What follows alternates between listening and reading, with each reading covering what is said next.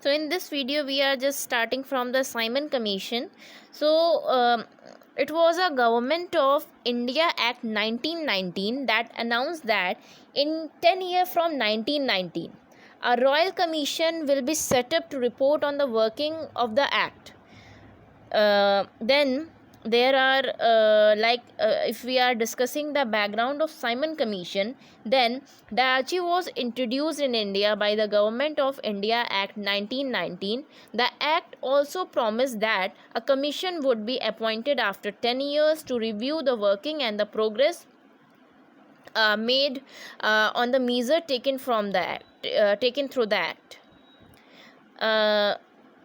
Then the Indian people and the leaders wanted a reform, and then they have appointment of a commission in 1928, even though it was due only in 1929. As per the 1919 Act, the commission was composed entirely of British member, with not a single Indian member being included in it.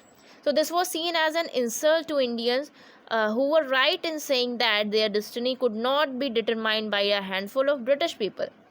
So the Secretary of State of India for India, Lord Birkenhead, had betrayed Indian on account of their perceived inability of formulated a concrete scheme of reforms through among all the sections of if we say Indian political scene. So then Suleiman Attlee was a member of the commission. He would later become Britain Prime Minister during Indian independence and the partition in 1947. So Indians were outraged at their exclusion from the commission. The Congress party decided to boycott the Simon Commission at their session at Madras in 1927.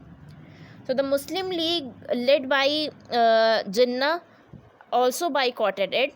A certain section of members led by Muhammad Shafi supported the government. Then also the commission was welcomed with a hartal across the nation and greeted with the slogan like "Go back, Simon," and they also showed them the black color flag, the black flags. So government tried to suppress the agitation and police were laid the lathis blow. One important casualty or the incident which took place, that is the Lala Lajpat Rai was beaten up on 30th October 1928 at the Lahore railway station and lost his life due to the lathi blows of the police or by the Britishers.